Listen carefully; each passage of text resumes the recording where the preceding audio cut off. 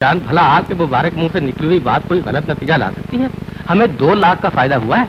मैं भी चल रहा इस पुत्र ਨੂੰ ਲਿਖਾ ਪੜਾ ਕੇ ਸਮਝਣ ਲੱਗ ਪਿਆ ਕਿ ਮੇਰੇ ਸਾਰੇ ਹੀ ਬੱਚੇ ਪੜ੍ਹੇ ਲਿਖੇ ਨੇ। ਭਾਈ ਤੇਰਾ ਅਹਿਮਦ ਮਾਂ ਅਮਰ ਲੱਛੀ ਅਮੀ ਤੂੰ ਮੁਝੇ ਖਬਾ ਕਿਉਂ ਹੈ? ਮੈਂ ਆਪਣੀ ਰਕਮ ਡੋਬਣੀ ਨਹੀਂ ਚਾਹੁੰਦਾ। ਉਹ ਤੁਹਾਡੇ ਲੋਕਾਂ ਦੀ ਜ਼ਿੰਦਗੀ ਤੇ ਵਾਦੇ ਦਾ ਕੀ ਇਤਬਾਰ ਹੈ? ਕੱਲ ਨੂੰ ਤੂੰ ਮਰ ਜਾਏ ਤੇ ਮੈਂ ਆਪਣੀ ਰਕਮ ਕਿੱਥੋਂ ਵਸੂਲ ਕਰਾਂਗਾ? بعض افراد اپنی خیرہ کن صلاحیتوں سے بے شمار لوگوں کو متاثر کرتے ہیں اور ان کا نام ہمیشہ زندہ رہتا ہے۔ پاکستانی فلمی صنعت میں بھی ایسے اداکاروں نے اپنے فن کا سکہ جمایا جن کے فن کی کئی پرتیں تھی، اور ایسے اداکاروں کو ہم جہت فنکار کہا جاتا ہے۔ ان میں علاء الدین، آغا تالش، ایم اسماعیل، اجمل خان وغیرہ کے نام قابل ذکر ہے، لیکن ایک نام جو سب سے زیادہ منفرد ہے ان کا نام ہے نعیم ہاشمی۔ نعیم ہاشمی نہ صرف فلم، ٹی وی اور سٹیج کے اداکار تھے بلکہ وہ ادیب، شاعر، فلم ساز اور ہدایت کار بھی تھے۔ اپنی زبان بند کرنا ہے، نہیں تو میں زبان بند دے گئی۔ 1940 سے 1950 تک وہ ویلن کا کردار ادا کرتے رہے، لیکن بعد میں انہوں نے کیریکٹر ایکٹر کے طور پر بے شمار فلموں میں کام کیا اور ہر جگہ اپنے فن کا ڈنکا بجایا۔ نعیم ہاشمی نے فلم چاندنی چوک 1946 ریلیز سے اپنے کیریئر کا آغاز کیا۔ یہ بھی کہا جاتا ہے کہ ان کی پہلی فلم دیوانے 2 تھی۔ پاکستان میں ان کی پہلی فلم الزام تھی جو 1953 میں ریلیز ہوئی۔ ان کی فلمیں سماجی موضوعات پر ہوتی تھی اور وہ عام آدمی کی مشکلات کو اجاگر کرتی تھی۔ ان کی فلم انقلاب کشمیر ریلیز ہونے سے پہلے ہی بین کر دی گئی۔ یوں یہ پاکستان کی وہ پہلی فلم ہے جس پر پابندی لگا دی گئی۔ اس فلم میں نعیم ہاشمی نے ایک جاسوس کا کردار ادا کیا تھا۔ سوچو کہ کس نے کہا اور کیوں کہا، یہ دیکھو کہ کیا کہا اور اس نکلا۔ 2 لاکھ کا منافع کوئی چھوٹی سی بات نعیم نہیں۔ ہاشمی کے فن کی پرتیں اتنی زیادہ تھی کہ انہیں کوئی ہدایت کار نظر انداز نہیں کر سکتا تھا۔ ہدایت کار اقبال کشمیری کہتے ہیں کہ میں کوئی فلم بھی نعیم ہاشمی کے بغیر نہیں بناتا تھا۔ ایک باکمال اداکار چھوٹے سے کردار میں بھی اپنے فن کے نقوش چھوڑ جاتا تھا۔ مثال کے طور پر ان کی فلم یار مستانے کو لے لے۔ یہ فلم 1974 میں ریلیز ہوئی اور سپر ہٹ ثابت ہوئی۔ اس کے ہدایت کار ریاض احمد راجو تھے جو علاء الدین کے بھائی تھے۔ اس فلم میں نغمہ، حبیب، اقبال حسن، آسیہ مرکزی کرداروں میں تھے، جبکہ نعیم ہاشمی نے ایک چھوٹا سا کردار ادا کیا، لیکن ایسی اداکاری کی کہ شائقین اش کر اٹھے۔ ان کے مکالمے بھی بڑے جاندار تھے اور انہوں نے اداکاری میں بھی غضب ڈھایا تھا۔ سمجھنا میری اپنی تیرا پھر ننگا ہو گیا ہے، کتنے گڑیاں اور شرما کے کتنے گڑیاں ہو گیا تھا جب ملے دی تیز سب بھی تیز دی تھی۔ اس طرح بنارسی ٹگ میں نعیم ہاشمی نے ایک روایتی جاگیردار کا کردار ادا کیا، لیکن یہ روایتی جاگیردار کوئی باری برکم شخصیت نہیں بلکہ ایک دبلا پتلا شخص ہے جو اپنی کرخت اور گرجدار آواز میں یہ بتاتا ہے کہ جاگیردار اصل میں کہتے کس کو ہے۔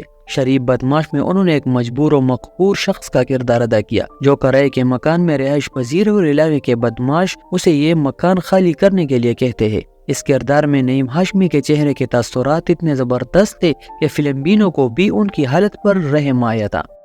میں تو کچھ نہیں چاہتا ٹھیکیدار صاحب، میں تو 10 سال کا کرایہ دار ہاں، میں 50 روپے کرایہ دیندا سا، ہن 80 روپے کر دے۔ کہا جاتا ہے کہ نعیم ہاشمی شاعری میں مولانا ابوالکلام آزاد کے شاگرد تھے اور فلم کے شعبے میں اداکار نذیر اور سید عطا اللہ شاہ ہاشمی کے معاون تھے۔ وہ پاکستان کے پہلے فنکار تھے جن کو بطور اداکار، فلم ساز، ہدایت کار، کہانی نویس اور نغمہ نگار، فلم نگار بنانے کا اعزاز حاصل ہے۔ وہ جوانی کے زمانے میں مجلس حرار کے رکن، انسان دوستی اور ایثار ان کی زندگی کے بنیادی اصول تھے۔ ان کے ساتھی فنکار علاء الدین، اجمل اور تالش ان کا بہت احترام کرتے تھے۔ پاکستان کے معروف ہدایت کار اقبال کشمیری نے ویسے تو بہت سپر ہٹ فلمیں دی ہے، لیکن ان کی 2 فلمیں شائقین کو ہمیشہ یاد رہیں گی۔ ایک کا نام تھا بابل اور دوسری فلم تھی بنارسی ٹھگ۔ دونوں فلموں میں نعیم ہاشمی نے شاندار اداکاری کا مظاہرہ کیا تھا۔ بابل کا مرکزی کردار نعیم ہاشمی نے ادا کیا اور یہ 1971 میں ریلیز ہوئی تھی۔ یہی وہ فلم تھی جس نے سلطان راہی کو عروج کی منزل کی طرف روانہ کیا تھا۔ اقبال کشمیری کی ہدایت کاری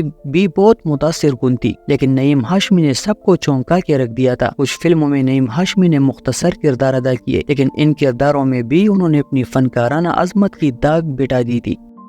اسی طرح 1973 میں ریلیز ہونے والی مشہور زمانہ فلم بنارسی ٹگ میں انہوں نے ایک ظالم جاگیردار کا کردار ادا کیا۔ انہوں نے اتنی ڈوب کر اداکاری کی کہ ناقدین اش کر اٹھے۔ بنارسی ٹگ کا تذکرہ اس لیے بھی ضروری ہے، اس فلم کے مرکزی اداکار منور ظریف اور الیاس کشمیری تھے اور اس کے ساتھ فردوس، زمرد، افضال احمد، سلطان راہی اور اعجاز بھی شامل تھے، لیکن ان سب کی موجودگی میں نعیم ہاشمی نے اپنی شناخت برقرار رکھی۔ سچی بات تو یہ ہے کہ فلم دیکھنے کے بعد شیخ شائقین کو منور ظریف اور الیاس کشمیری بھی نہیں بلکہ نعیم ہاشمی کا نام ہی یاد رہتا تھا۔ یہی ان کی اداکاری کا کمال تھا۔